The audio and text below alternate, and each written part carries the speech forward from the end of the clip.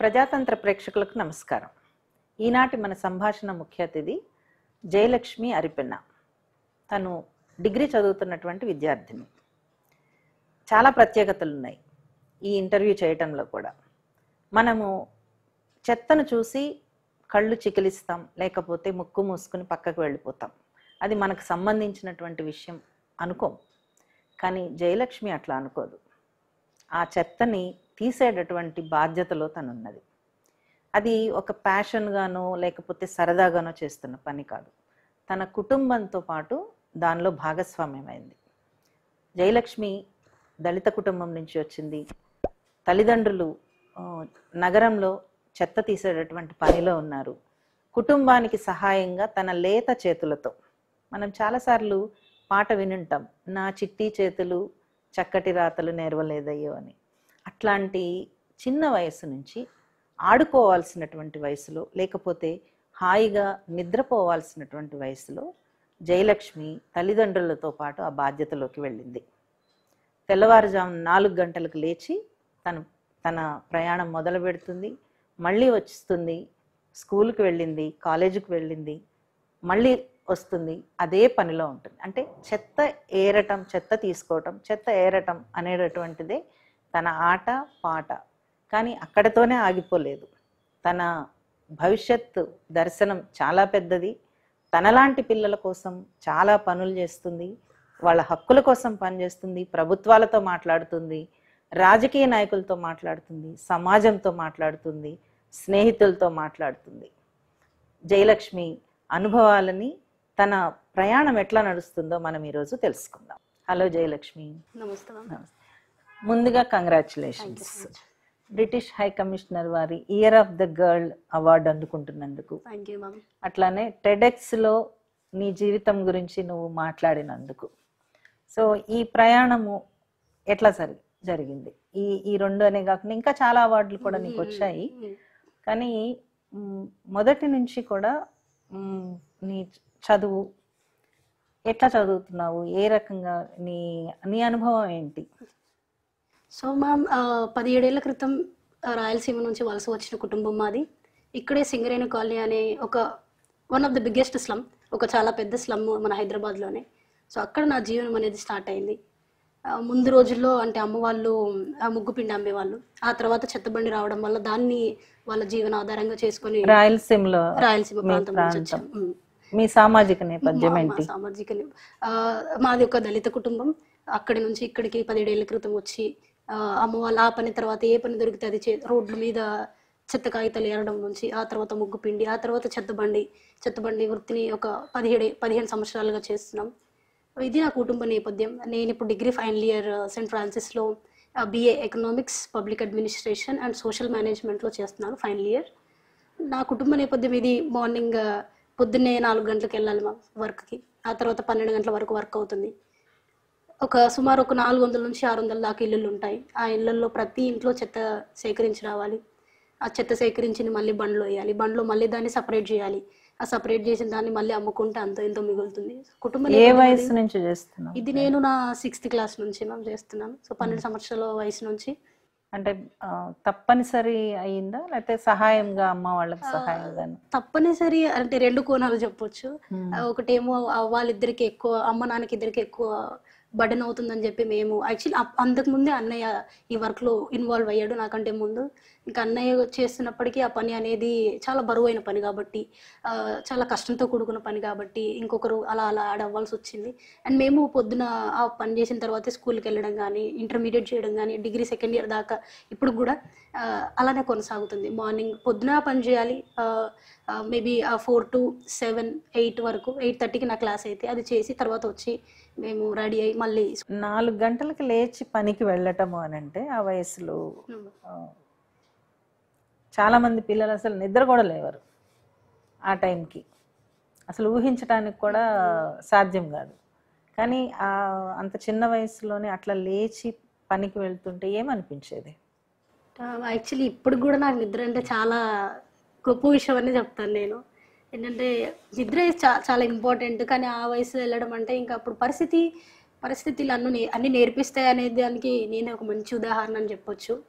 ఆ తర్వాత మార్నింగ్ అయితే ఒకటే ఉండేది, అమ్మ వాళ్ళకి ఇబ్బంది అవుతుంది, వాళ్ళకి ఇబ్బంది కాకూడదు, వాళ్ళకి ఎక్కువ కష్టం కలగకూడదు అంటే మరీ ఏదో ఎక్కువ సాయం చేయలేకపోవచ్చు, కానీ కనీసం ఒక గంట సేపు వాళ్ళకి సాయం చేసినట్టయితే వాళ్ళకు కూడా కాస్త పని తగ్గుతుంది కదా అనేది ఒకటే. ఆ తర్వాత స్కూల్కి వెళ్ళి చాలాసార్లు పడుకున్న రోజులు ఉన్నాయి. అంటే పొద్దున్న లేవాలంటే మళ్ళీ అది ఇబ్బంది, తొందరగా లేచి మళ్ళీ స్కూల్కి వెళ్ళి మళ్ళీ స్కూల్లో పాఠాలు వినాలంటే కాస్త ఇబ్బందికరంగా ఉండేది. కానీ ఒకసారి అలవాటు అయిపోయిన తర్వాత ఇంకా ఎప్పుడు. పని ఎట్లా ఉండేది?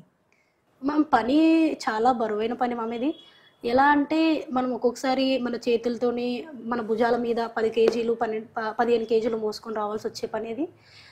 ఎంతో కష్టమైన పని. అంటే ఒక అపార్ట్మెంట్లోకి వెళ్ళినప్పుడు కానీ, ఒక ఇండివిజువల్ హోమ్కి వెళ్ళినప్పుడు కానీ, వాళ్ళు ఆ చెత్త వేయడం కూడా చాలా విచక్షణ రహితంగా ఉంటుంది. చాలాసార్లు ఆ చెత్త అంతా దాన్ని చూసి అదంతా తీసుకొని వచ్చి మళ్ళీ బండ్లోకి డంప్ చేస్తే మళ్ళీ పైన మోస్ట్లీ నాన్న సపరేట్ చేస్తారు ఆ చెత్తనంతా. నాన్న లేదంటే అమ్మ, తర్వాత నేను కూడా మంచి సపరేట్ చేస్తాను యాక్చువల్లీ. సో మేము చేసినప్పుడు అదంతా విచక్షణ రహితంగా అంతా చూడాల్సి వస్తుంది. అంటే ఇప్పుడు నాకు తెలిసినంత వరకు ఏంటంటే ఏ సామాజిక వర్గంలో కూడా అపార్ట్మెంట్ కావచ్చు, అంటే హై క్లాస్ సొసైటీ కావచ్చు, లేకపోతే లోయర్ సెక్షన్ కావచ్చు, ఎక్కడా కూడా మనం వాడే చెత్తని ఒక విచక్షణతో విడిచేసి ఇవ్వాలి, పొడి చెత్త తడి చెత్త అనటానికి బాగుంటాయి. కానీ నాకు తెలిసినంత వరకు వాడిన చెత్తని అంటే అవన్నీ అట్లానే ఉంటాయా? అంటే ఇప్పుడు చిన్న పిల్లల డైపర్స్ కావచ్చు, ప్యాడ్స్ కావచ్చు, ఎట్లా అంటే మేము దీన్ని ఇంకా మనం ఇన్డెప్త్ గా తీసుకెళ్ళినట్టయితే చిన్నపిల్లల డైపర్లు కానీ ప్యాడ్స్ కానీ మనం చాలాసార్లు చూస్తుంటాం. అడ్వర్టైజ్మెంట్లో కూడా చాలా బాగా చెప్తుంటారు, పేపర్లో చుట్టి పడేయండి, ఇంకో పర్సన్కి ఎవరైతే మీ దగ్గర కలెక్ట్ చేసే పర్సన్కి ఇబ్బంది కానివ్వకుండా చేయండి అని చాలాసార్లు చెప్తుంటారు. కానీ నేను మళ్ళీ అందరినీ ఇక్కడ మొత్తం ఒక సివిల్ సొసైటీని మొత్తం బ్లేమ్ చేయడం అనేది కాదు, కానీ 99% మంది అలాగే చేస్తుంటారు. అండ్ ఎవరు ఒక 10% మంది అలా వేడిగా ఈ పని మనది కాదు, తీసుకెళ్లే వాడికి ఎలాగో మనం పే చేస్తున్నాము. ఎంత పే చేస్తారు? నెలకి 100 రూపాయలు. ఒక కెరియర్ పంపాలంటేనే 50 రూపాయలు అవుతుంది. కానీ మేము నెలంతా చెత్త మోయడం, ఒక ఇంటి నుంచి మోసి మాకు నెలకు వచ్చేది 100 రూపాయలే. సో ఈ 100 రూపాయల కోసం అదంతా చేయాలి. చాలాసార్లు మేము చెప్పి చూసాం, ఇలా వేయకండి అలా వేయకండి. ఇంకా అవే కాకుండా చాలా కోవిడ్ టైంలోనైతే చాలా పీపీటీ కిట్స్ కానీ, లేదంటే చాలా హార్మ్ఫుల్ ఇంజెక్షన్స్ కానీ, ఆ బ్లడ్ క్లాటింగ్ ఏవైతే వాళ్ళకి మైనర్ ఇంజురీస్ అయి ఉంటాయో అవి కానీ, లేదంటే గాజు పెంకులు కానీ, ఇవంతా కూడా మేము చెత్తలో చూడాల్సి వస్తుంది. దానివల్ల నా చేతి మీద కూడా చాలా మార్క్స్ ఉంటాయి వాటికి మేము కూడా బలవాల్సి వస్తుంది. సో సపరేట్ గాజు కూడా వేస్తారు కదా, గాజు సీసాలు, ఆల్కహాల్ బాటిల్స్ అవన్నీ ఏవైతే పగిలిపోయి ఉంటాయో కనీసం దాన్ని ఒక సపరేట్ గా కట్టి చేతికి ఇచ్చే వాళ్ళు ఎంత తక్కువ అయితే ఉన్నారో దాన్ని అలా ఇష్టం వచ్చినట్టు పాడేసే వాళ్ళు అంత ఎక్కువ ఉన్నారు. అంటే ఇప్పుడు ప్రభుత్వము తడి చెత్త పొడి చెత్త అని అంటూ ఉంటుంది కదా, కానీ దాని ప్రభావం ఏమో ఎక్కడ కనిపించినట్లేదు. మ్యామ్ దానికి ఇంకా చాలా భిన్న సమూహాల కోణం ఉంది వెనకాల. అంటే చాలా మందికి అంటే మాది ఎలా ఉంటుందంటే మ్యామ్, తడి చెత్త పొడి చెత్త అని మేము 2 సపరేట్ బుట్టలు తీసుకుని వెళ్ళి కలెక్ట్ చేయమ్మా. మేము ఒకే బుట్టలు తీసుకుని వెళ్తాము, ఆ బుట్టలోనే తడి చెత్త పొడి చెత్త మేము కలిపి తీసుకుని వచ్చి మళ్ళీ మేము ఇక్కడ సపరేట్ చేసుకుంటాం. ఎందుకంటే ఇప్పుడు మనం 600 ఇల్లులు తీసుకున్నప్పుడు అయితే తడి పొడి చెత్త అనేది ఒక 100 మంది మాత్రమే చేస్తారు. ఆ 100 మంది చేసింది 100 మంది కూడా చేస్తారా అని నాకు డౌట్. చేస్తారు మ్యామ్, యాక్చువల్లీ చాలా మటుకు కొంతమంది చేస్తారు. ఆ చేసిన వాళ్ళవి మనం సపరేట్ గా తీసుకొస్తాం, కానీ మిగిలిన వాళ్ళవి మనం కలిపి తీసుకొని రావాల్సి వస్తుంది. ఎందుకంటే వాళ్ళు సపరేట్ గా పెట్టరు కాబట్టి. వీళ్ళది సపరేట్ ఒకసారి తీసుకుని వచ్చి వీళ్ళది మళ్ళీ సపరేట్ ఇంకోసారి చేయడం కంటే అందరిది కలిపేసి డంప్ చేసేసుకొని మేము పైన సపరేట్ చేసుకోవడం అనేది బెస్ట్ ఆప్షన్ అనేది మా వాదన.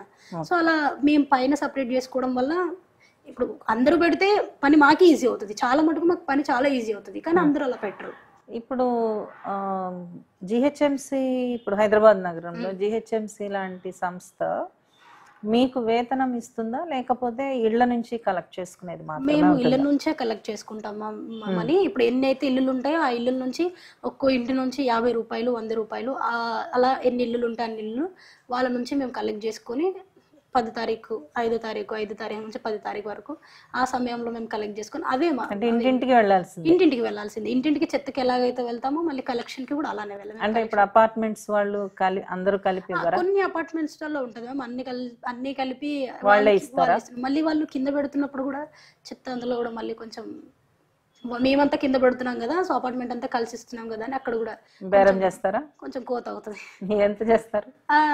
అంటే ఇప్పుడు మొత్తం అపార్ట్మెంట్ అంతా కలిపి కింద పెట్టడానికి ఒక 900 1000 రూపాయలు అయితే చేతికి 800 700 అలా అక్కడ బేరం చేస్తారు. ఇది కూడా ఉంటుంది. అంటే ఇప్పుడు జిహెచ్ఎంసి వైపు నుంచి వచ్చే సౌకర్యాలు కానీ లేకపోతే హామీలు కానీ ఏముంటాయి? మ్యామ్ ఇప్పటి వరకు అయితే జిహెచ్ఎంసీ నుంచి వచ్చిన సౌకర్యాలు కానీ హామీలు కానీ ఏమీ అంత అందిన ఫలంగా లేవు. ఎందుకంటే నేను విన్నదాని ప్రకారం ఇది ఒక కాంట్రాక్ట్ బేస్ వర్క్, ఉన్న రోజులు ఉండి చేసుకునే తర్వాత వెళ్ళిపోయే వర్క్ కాబట్టి మాకు ఈఎస్ఐ బెనిఫిట్స్ కానీ లేదంటే ఒక ఇంటికి ఒక సర్టెన్ అమౌంట్ దట్టు అది జిహెచ్ఎంసీ ఒక సర్టెన్ అమౌంట్ ఇంత ఇవ్వాలని పెట్టడం కానీ లేదంటే వెహికల్ మెయింటెనెన్స్కి చాలా డబ్బులు అవుతుంది. వెహికల్ మెయింటెనెన్స్ అంటే వెహికల్ ఇస్తున్నారా వాళ్ళు? వెహికల్ ఇస్తున్నారు. అంటే అది ఫ్రీ ఆఫ్ కాస్టా లేకపోతే ఫ్రీ? Mostly free. కొంచెం సబ్సిడీ కింద మనకు వెహికల్ వస్తుంది. అదొకటి మనకు గవర్నమెంట్ నుంచి కంప్లీట్ గా క్షేత్రస్థాయిలో అందిందని చెప్పొచ్చు. తర్వాత ఇంకా బట్ మళ్ళీ వెహికల్ మెయింటెనెన్స్ కి మనం వచ్చినప్పుడు దాని డీజిల్ మెయింటెనెన్స్ కి చిన్న రిపేర్ అయితే 5-10 వేలు అంటే ఇలా వచ్చింది ఇలా వెళ్ళిపోతూ ఉంటుంది. ఎందుకంటే ఆ బాడీలోనూ మొత్తం తడి చెత్త పడడం వల్ల, తడి చెత్త చాలా ఎక్కువగా పడడం వల్ల ఆ బాడీ అనేది తుప్పెక్కిపోతున్నా నాని బాగా నానిపోయి అలా తొందరగా చాలా 2 నెలలకు ఒకసారి రిపేర్లకు వెళ్ళాల్సి ఉంటుంది. ఓకే. అంటే ఇప్పుడు అది మీరే నడుపుకోవాలి? మేమే అంతా మాదే, డ్రైవింగ్ డీజిల్ దాని మెయింటెనెన్స్, మాకు దాని వల్ల ఏమన్నా వచ్చే హెల్త్ ఇష్యూస్ అన్ని మా. అంటే ఇప్పుడు ఇది వ్యక్తి పనిగా ఉంటుందా కుటుంబం పనిగా ఉంటుందా? అది కుటుంబం పనిగానే ఉంటుంది మ్యామ్ చాలా మటుకు. ఎందుకంటే ఒక్కరు చేసే పని కాదు, అది చాలా బరువుతో కూడుకున్న పని కాబట్టి అవి ఎత్తడము పైన డంప్ చేయడం అది అందరి వల్ల అయ్యే పని కాదు. అంటే ఒక్కరి వల్ల అయ్యే పని కాదు. బేసిక్గా పైన ఒకరు తీసుకురావడం లేదంటే ఇంకొకరు వేయడం ఇంకొకరు ఏరడం అదొక కంప్లీట్ కుటుంబం దాంట్లో ఇన్వాల్వ్ అవ్వాలి. అట్లీస్ట్ ఒక ముగ్గురు ఉండాలి. ముగ్గురు ఉన్నప్పుడు ఆ పని. అంటే ఇప్పుడు పొద్దున వెళ్తారు 4 గంటలకి, మీరెంత వరకు పని చేస్తారు? మామూలుగా నేను 7 వరకు 7:30 వరకు చేస్తాను. వచ్చి అప్పుడు మళ్ళీ రెడీ అయ్యి స్కూల్కో కాలేజ్కో వెళ్ళటము. అమ్మ వాళ్ళు మధ్యాహ్నం 12 అవుతుంది. వాళ్ళ ఇంటికి వచ్చాడు 12 గంటలకు అయిపోతుంది. ఇంటికి వచ్చేసరికి తినేసరికి 1. అంటే 4ంటికి వెళితే మళ్ళా వచ్చి తినేది 12 గంటలకే అమ్మ వాళ్ళు. అంతే. ఈ మధ్యలో ఏముండదా? చాయ్ అంటే బయట ఎక్కడైనా తాగాల్సింది, ఇంకా టిఫిన్ చేయటం అట్లా ఏముండదు. చాలా అంటే సాధ్యం కూడా కాదేమో అంత చెత్తలో. ఒకవేళ మరీ ఎక్కువ ఆకలేస్తే తినొచ్చు కానీ బట్ అంతా చేతులకి ఉంటుంది ఆ చెత్త అంతా. కాబట్టి ఇంకా తినాలంటే ఇంటికి వెళ్ళి కాస్త స్నానం చేసి తిందామనే మనస్తత్వంతోనే ఎక్కువ ఉంటుంది, ఉండిపోయింది. మళ్ళీ ఇప్పుడు తినాలని కూడా అనిపించదు, మళ్ళీ కడుక్కొని తిని మళ్ళీ వచ్చి పనిలోకి వెళ్ళాలంటే కష్టం. ఇది అయిపోయాక ఒకటిసారి చేసుకుందాం అన్నట్టు ఆ చెత్త స్మెల్ అలా ఉంటుంది బేసిక్ గా. అది ఆరోగ్యం మీద బాగా ప్రభావం చూపిస్తుంది ఈ పని. ప్రభావం చూపిస్తుంది మ్యామ్. ఏంటంటే చాలా అంత ఘాటుగా ఉండే అంత స్మెల్ వచ్చే వర్క్ లో అది పొద్దునుంచి ఈవినింగ్ వరకు పని చేయడం అంటే it's not a joke. And తర్వాత పైన ఏరే మనిషికి ఇంకా చాలా ఎఫెక్ట్ ఉంటుంది. కింద వాళ్ళకు కూడా ఆల్మోస్ట్ వాళ్ళతో పోలిస్తే కొంచెం కంపారిజన్ తక్కువ ఉంటుందేమో కానీ బట్ మొత్తానికి ఒక కుటుంబం ఎవరైతే ఈ పనిలో ఉంటారో వాళ్ళకి మాత్రం హెల్త్ మీద చాలా ఇష్యూస్ ఉంటాయి. అంటే తల తిరగడం కానీ లేదంటే చేతులకి కాళ్ళకి ఇన్ఫెక్షన్స్ కానీ మెట్లు ఎక్కి దిగడం వల్ల కాళ్ళ నొప్పులు కానీ. లిఫ్ట్ లో ఎక్కనిస్తారు, చాలా కొన్నిట్లో ఎక్కనిస్తారు కొన్నిట్లో ఎక్కనివ్వరు అలా. సో దాన్ని బట్టి కూడా కాళ్ళ నొప్పులు, ఎక్కి దిగడం వల్ల బరువులు మోయడం వల్ల భుజాల జబ్బల నొప్పులు ఇవంతా ఇక్కడ చాలా. దెబ్బలు కూడా తగులుతాయేమో కదా? దెబ్బలు కూడా ఇంకా మనం అవి ఏరుతున్నప్పుడు చూసుకోకుండా కోసుకోవడం. అది అంటే పైన ఏరే మనిషికి అయితే ఎంత ఎలా కోసుకుంటుందో కింద తీసుకొచ్చేప్పుడు ఇప్పుడు తెలియదు. వాళ్ళు చెత్త డబ్బులు వేసి మేము ఏం చేస్తామంటే దాన్ని మా దాంట్లో వేసుకున్నప్పుడు పట్టకపోతే ఇలా ఒత్తాల్సి వస్తుంది. అలా ఒత్తినప్పుడు కూడా కట్ అవుతుంది. గాజు ఉంటే ఐరన్ ఇంకేమన్నా బ్యాటరీస్ అట్లాంటివి ఉన్నప్పుడు కూడా. ఇప్పుడు ఐరన్ లాంటివి గుచ్చుకున్నప్పుడు మరి వెంటనే టీటీ లాంటివి అట్లా చేయించుకునే అవకాశం ఉండదు మ్యామ్. అదే ఏదో ఒక పసుపు కట్టేస్తాం మళ్ళీ పని అయిపోయాక వచ్చి టీటీ చేసుకోవాల్సిందే. సో ఆ రకంగా ఆరోగ్యపరమైనటువంటి సౌకర్యం కూడా లేదు, ఈఎస్ఐ కూడా లేదు కదా? లేదు.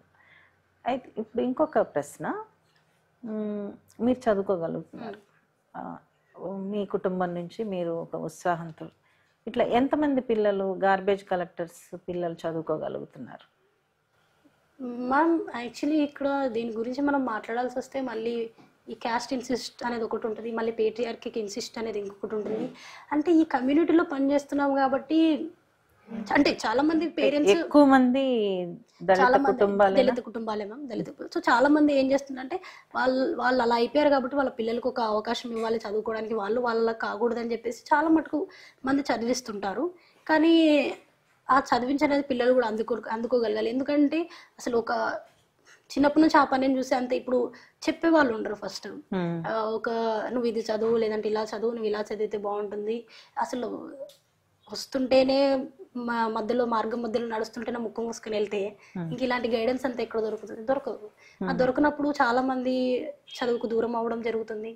అంటే ఇంకా ఎంత పేరెంట్స్ ఎంత చేసినప్పటికీ కూడా ఈ పని ఏదో బాగుంది, 10 గంటల వరకు 12 గంటల వరకు చేసుకుంటే అయిపోతుంది.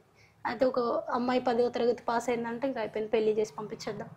ఒకవేళ అబ్బాయి వాడికి చదువు వచ్చింది, లేదంటే వాడు చెత్తబండే తీసుకుంటాడు, ఇలానే ఉంటుంది. చాలా మటుకు మంది చదువుకోవట్లేదు. అంటే ఆ రకమైన ప్రోత్సాహము లేదు.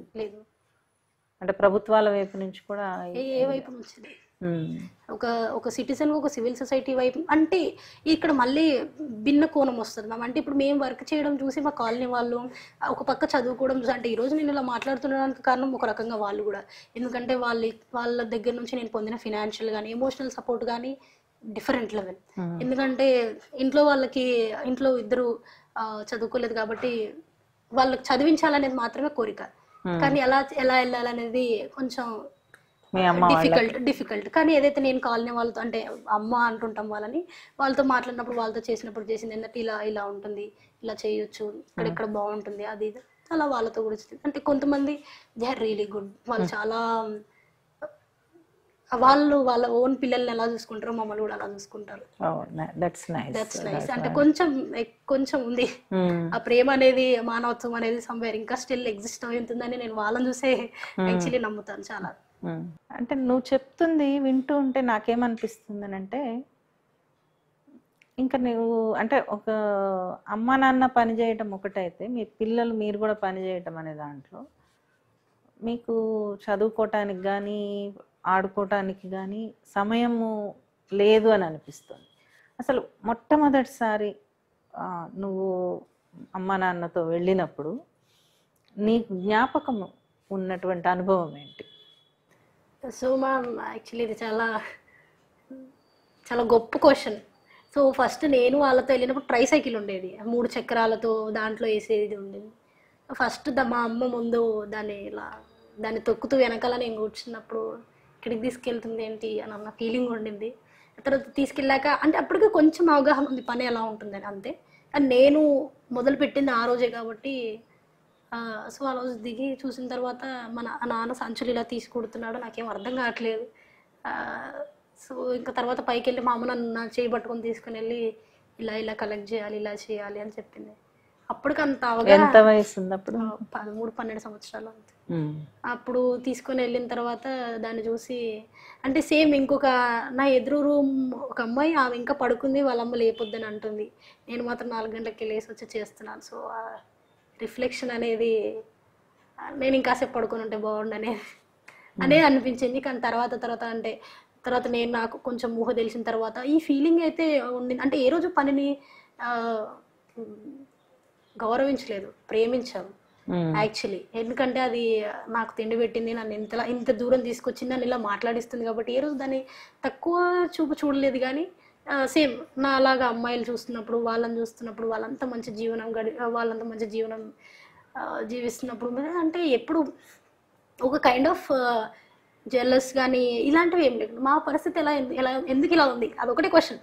వాళ్ళు బాగున్నారా, లేదంటే వాళ్ళు మంచి నిద్రపోతున్నారా, మంచి బట్టలు వేసుకుంటున్నారా, that's none of the question. నా పరిస్థితి మాత్రం ఎందుకు ఇలా ఉంది, మా పేరెంట్స్ చదువుకోకపోవడం వల్ల, లేదంటే ఆ ప్రాంతంలో చిన్నప్పుడు ఆలోచనలో ఆ ప్రాంతంలో పుట్టినం వల్ల ఇలా అంతా ఉండే. ఆ తర్వాత ఇంకా నాకంటూ అంటే బేసిక్గా నేను అన్నయ్య చెల్లి ముగ్గురం ఇదే పనిలోనే, ఇంకా మైదానంలో ఆడుకోవడం అనేది ఏమి ఉండదు. ఇంటికి వచ్చాక మాల్ సపరేట్ చేయడం అనేది ఉంటుంది, అదే ఆట. ఇంకా అదే బాటిల్ సంచులు వేయడం, సీసాల సంచులు వేయడం, ఇంకా మిగిలిన ఏవైతే సపరేట్ చేస్తామో పాల ప్యాకెట్లు, ఇవన్నీ సపరేట్ అదే ఆట. ఇంకా సపరేట్గా మైదానానికి వెళ్ళి వెళ్ళేసి వచ్చేవాళ్ళం. అంటే మార్నింగ్ పని అయిపోయిన వెంటనే మళ్ళీ కాలేజ్ స్కూల్ అయిపోయిన వెంటనే మళ్ళీ ఇంటికి వచ్చి ఇది ఒక గంట సేపు ఉండేది. ఆ తర్వాత మళ్ళీ ఇంట్లో పనులు ఉండేవి, అంతో ఇంతో హోంవర్క్ ఉండేది. ఆ హోంవర్క్ అంతా చేసుకొని పడుకునే లోపు మళ్ళీ 9, మళ్ళీ పొద్దున్న తొందరగా లేవాలన్న భయం ఉంటది కాబట్టి రాత్రి తొందరగా పడుకోవాలి. అంటే చాలా మంది ఏమనుకుంటారు అని అంటే, ఇట్లా చెత్త కలెక్ట్ చేసుకుని వెళ్ళే వాళ్ళు తీసుకెళ్ళి ఎక్కడో దాన్ని మొత్తం పారేస్తారు, ఇంకా అంతకు మించి ఇంకేం చెయ్యరు అనేటట్టు. కానీ నువ్వు చెప్తున్నది వింటూ ఉంటే అది ఇంటికి తీసుకెళ్ళి దాన్ని విడగొట్టడం అనేది కూడా ఒక పని అనేటటువంటిది అర్థమవుతుంది. అంటే మేము ఇప్పుడు మనం 400 ఇళ్ళ నుంచి మనం మనీ డబ్బు సేకరించినట్టయితే అది ఎక్కడికి సరిపోదు. అంటే ఎంతో వస్తుందని అనుకునే దానికంటే, లేదంటే ఇన్ని ఇల్లులు ఉన్నాయి కదా ఇలా బాగానే వస్తున్నాయని అనుకో, డీజిల్కి కూడా సరిపోవు. మోస్ట్ ఆఫ్ ది డీజిల్ కూడా సరిపోవు.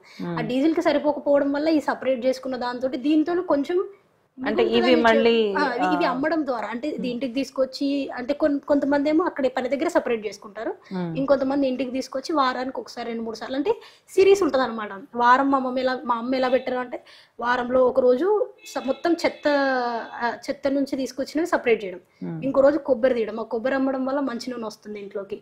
ఇంకో రోజు జుట్టు ఉంటుంది, ఆ జుట్టు ఏదైతే చాలా విచక్షణ బాత్రూమ్లలో ఇలాంతా వచ్చిన జుట్టు అంతా మళ్ళీ ముందేసుకొని రోజు తీయమని చెప్పేది, దాన్ని క్లీన్ చేయమని చెప్పేది.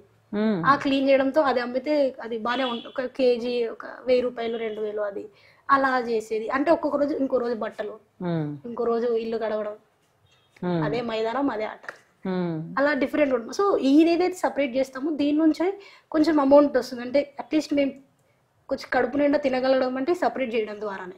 ఏదైతే ఆల్రెడీ చేసిన దాంతో బండి మెయింటెనెన్స్ కానీ, బయట అప్పులు కానీ, లేదంటే వివిధ ఇంకా వేరే యాక్టివిటీస్ ఏవైతే ఉన్నాయో దానికి, చదువుకు కానీ దానికే సరిపోతుంది. ఇంటి వరకు వచ్చే అంత.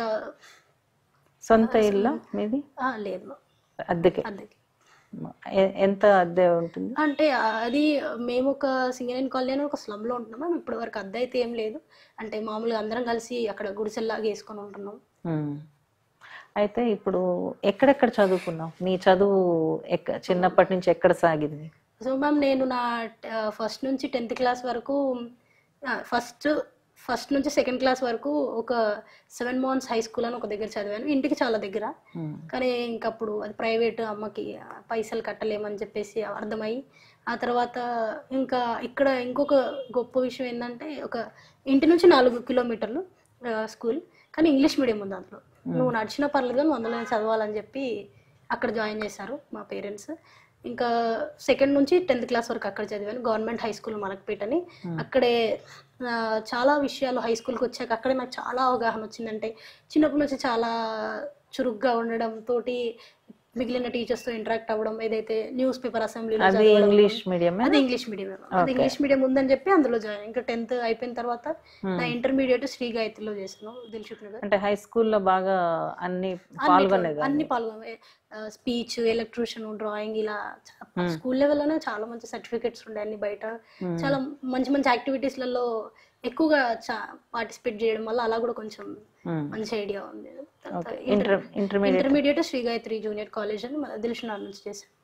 ఇంక ఇంటర్మీడియట్ అవ్వగానే మళ్ళీ డిగ్రీ సెంట్ ఫ్రాన్సిస్ లో ఇప్పుడు ఫైనల్ ఇయర్.